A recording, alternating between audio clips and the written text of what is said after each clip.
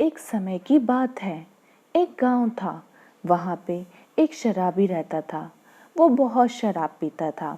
वो अपनी शराब से दुखी होके एक दिन एक संत के पास गया और विनम्र स्वर में संत से बोला, हे गुरुदेव, मैं इस शराब के व्यसन से बहुत दुखी हो गया हूँ। इसकी वजह से मेरा घर परिवार सब बर्बाद हो रहा है। मेरे बच्चे भूखे मर रहे हैं, किंतु ये शराब के बगैर मैं रह भी तो नहीं पाता। मेरे घर की शांति नष्ट हो गई है। कृपया आप मुझे कोई सरल उपाय बताएं जिससे मैं अपने घर की शांति को फिर से पा सकूं।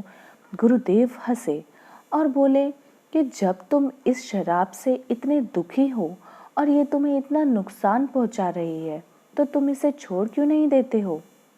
व्यक्ति बोला, हे गुरुदेव, मैं शराब को छोड़ना चाहता हूँ, मगर यह मेरे खून में इस कदर समा गई है कि छोड़ने का नाम ही नहीं ले रही है।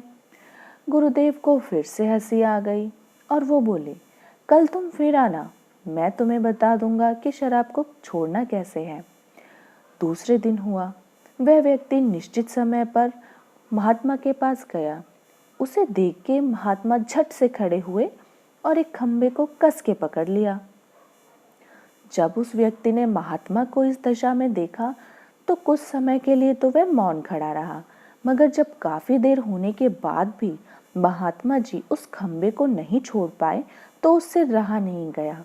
वह पूछ बैठा, हे गुरुदेव, आपने व्यर्थ ही इस खंबे को क्यों पकड़ा हुआ है। गुरुदेव बोले, वत्स, मैंने इस खंबे को नहीं पकड़ा, ये खंबा मेरे शरीर को पकड़े हुए है। मैं चाहता तो हूँ मुझे छोड़ दे, मगर ये मुझे छोड़ ही नहीं रहा। उस व्यक्ति को बड़ा अचंभा हुआ। वो बोला, गुरुदेव, मैं शराब जरूर पीता हूँ मगर मूर्ख नहीं हूँ। आपने जानबूझकर ही तो इस खंबे को कस के पकड़ा हुआ है। ये तो निर्जीव है, यह आपको क्या पकड़ेगा। यदि आप दृढ़ संकल्प कर लें तो इसी वक्त इसे छोड़ भी सकते हैं।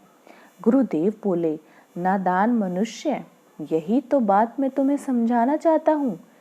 जिस तरह मुझे खंबे ने नहीं बल्कि मैंने खंबे को पकड़ा हुआ था, उसी तरह शराब ने तुम्हें नहीं पकड़ा है बल्कि तुमने शराब को पकड़ा हुआ है। तुम कह रहे थे कि मुझे शराब छोड़ ही नहीं रही है, जबकि सत्य तो यह है कि अपने मन में यदि तुम दृढ़ निश्चय कर लो तो तुम इसको त्याग सकते हो। तो इसी वक्त तुम्हारी ये शराब पीने की आदत भी छूट जाएगी। शरीर की हर क्रिया मन के द्वारा नियंत्रित होती है और जो मन से इच्छा शक्ति प्रबल होती है वैसा ही कार्य सफल होता है।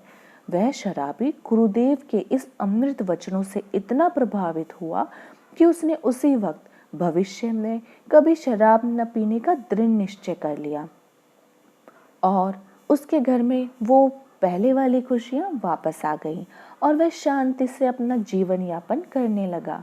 तो फ्रेंड्स, इस कहानी